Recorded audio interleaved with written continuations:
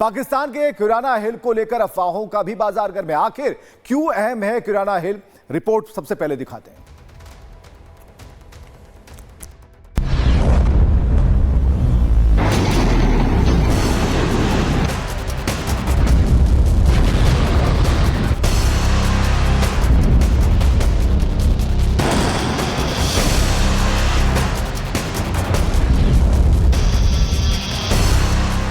मई पश्चिमी पाकिस्तान 4.6 तीव्रता का भूकंप।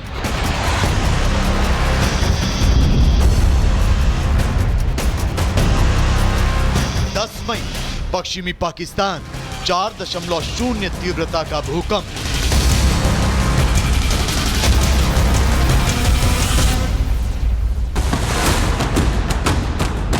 भारत की जवाबी कार्रवाई के बाद पश्चिमी पाकिस्तान में लगातार 2 भूकंप के झटके महसूस किए गए। गौर करने वाली बात यह कि भूकंप के झटके एक ही जगह महसूस किए गए और वो जगह उस किराना हिल्स के पास थी जहां कथित रूप से पाकिस्तान ने अपने परमाणु हथियार छिपा रखे हैं। अब आपको बताते हैं कि सोशल मीडिया पर किराना हिल्स पर हमले की चर्चा क्यों है।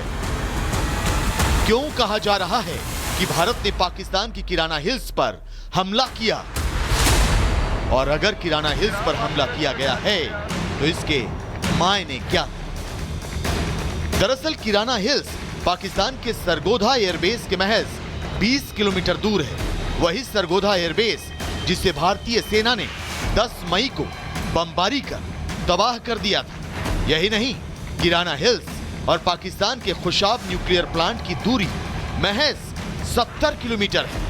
जानकारों की माने तो खुशाब न्यूक्लियर प्लांट प्लूटोनियम बम बनाने की क्षमता भी रखता है। किराना हिल्स में पाकिस्तान की स्पेशल वर्क्स डेवलपमेंट ने करीब 10 सुरंगें बनाई हैं। रक्षा विशेषज्ञों के मुताबिक सुरंगों की दीवारें आरसीसी की बनी हुई हैं। सुरंगों की दीवारों को इस तरह डिजाइन किया गया है कि वो छोटे धमाकों को भी झेल सकती हैं। जबकि 68 स्क्वायर किलोमीटर में फैले किराना हिल्स पर पाकिस्तान की फौज ने मल्टी लेयर डिफेंस सिस्टम तैनात कर रखा है।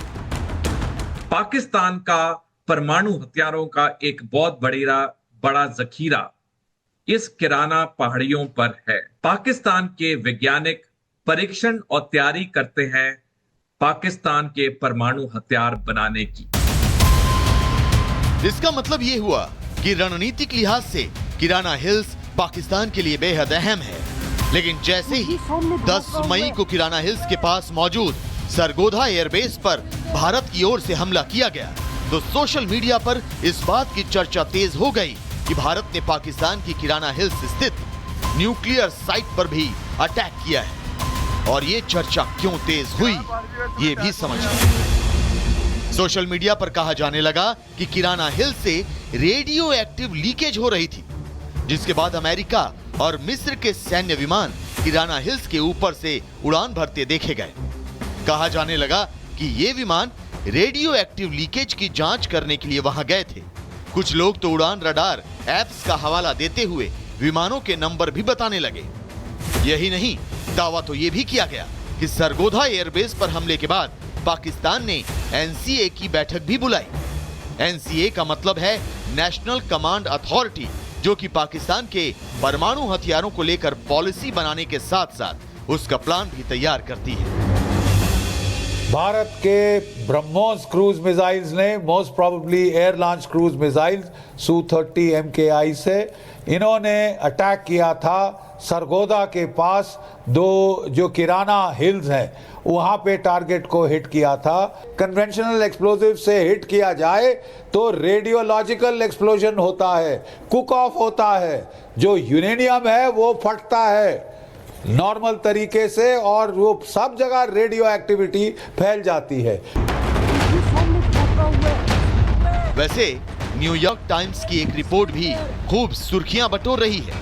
न्यूयॉर्क टाइम्स ने पाकिस्तान के न्यूक्लियर प्रोग्राम को करीब से जानने वाले एक पूर्व अमेरिकी अधिकारी के हवाले से लिखा है कि पाकिस्तान को सबसे ज्यादा डर इस बात का है कि उसकी परमाणु कमांड अथॉरिटी कहीं खत्म न हो जाए। जब पाकिस्तान के एयरबेस पर मिसाइल हमला हुआ तो उसको ये डर फिर हुआ। एक चेतावनी के रूप में कि भारत ऐसा कर सकता है।